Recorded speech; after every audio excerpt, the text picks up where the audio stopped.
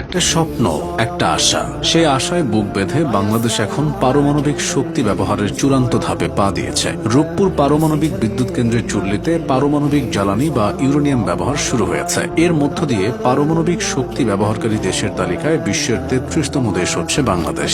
মূলত চুল্লিতে ইউরেনিয়াম জ্বালানি বসানো হলে তা থেকে তাপ তৈরি হয়। সেই তাপে পানি থেকে বাষ্প তৈরি হয়ে টারবাইন ঘুরবে আর সেখান থেকে বিদ্যুৎ উৎপাদন হবে। এই মুহূর্তের অপেক্ষাতেই ছিল গোটা বাংলাদেশ।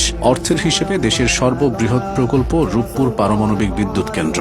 ২০১৬ সালে ১,১৩,০৯৩ কোটি টাকা প্রাথমিক ব্যয়ে এই প্রকল্পের নির্মাণ কাজ শুরু হয়। মূল পরিকল্পনা অনুযায়ী ২০২৪ সালের ডিসেম্বরে প্রথম ইউনিট এবং ২০২৫ সালের ডিসেম্বরে দ্বিতীয় ইউনিট থেকে বিদ্যুৎ পাওয়ার কথা ছিল। তবে গণঅভ্যুত্থানের পর এটা বাস্তবায়ন বিলম্বিত হওয়ায় এই লক্ষ্যমাত্রা অর্জন করা সম্ভব হয়নি। তবে আনুষ্ঠানিকতা শুরু হওয়ার পর এখন থেকে ধাপে ধাপে পরীক্ষামূলকভাবে বিদ্যুৎ উৎপাদন শুরু হবে। ২০২৬-এর আগস্টে এখান থেকে জাতীয় গ্রিডে ৩০০ মেগাওয়াট বিদ্যুৎ সরবরাহ শুরু হতে পারে। আর এটি পুরোদমে চালু হলে বাংলাদেশের বিদ্যুৎ খাতে আমূল পরিবর্তন আসবে। পরমাণু জ্বালানি ব্যবহার করে বিদ্যুৎ উৎপাদন করার ফলে সরবরাহ যেমন বাড়বে, খরচও অনেক কমবে।